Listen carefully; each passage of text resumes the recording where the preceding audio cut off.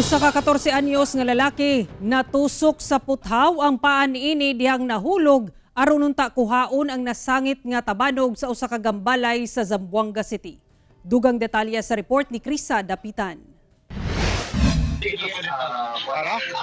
Makita sa video nga nagpingit sa kasakit kining usa ka menor de edad nga lalaki dihang aksidenteng natusok sa puthaw ang paa niini. Human nahulog samtang milatay sa koral sa usa ka abandonang establishmento sa Barangay Luyahan, Zamboanga City. Gidaling gitabang sa Quick Response System Zamboanga o Bureau of Fire Protection ug Zamboanga City Medical Center ang 14 anyos nga lalaki nga nailhang si Chester Brian Uy.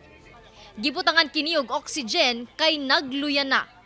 Sumala sa responder, saysay sa usa ka nakakita nga kuhaon lang unta sa batanon ang iyang tabanog nga nasangit sa roof deck sa maong balay dihang nadalinas kini hinungdan sa insidente.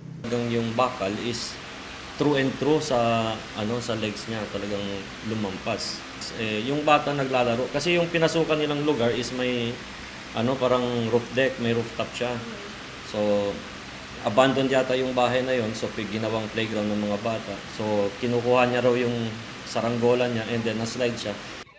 Migamit na ang responders og hydraulic cutter aron maputol ang puthaw. Daling gidala sa ospital ang batan-on aron ipailawom sa operasyon. Ana na kini sa maayong kahimtang. Pahimangno karon sa mga otoridad ngadto sa mga bata nga nagadula sa gawas sa panimalay. Siguraduhin yung magpaalam kayo sa magulang nyo. Most importantly dyan is, number 3, lagi kong advocacy namin kasi sa Quick Response System is yung ABC. Always be careful. Yan. So, ingat lang sa mga lugar na pinupuntahan nyo para makaiwas tayo sa mga ganitong disgrasya. Kauban si Alter Rosales sa kamera, ako si Krisa Dapitan para sa One Mindanao.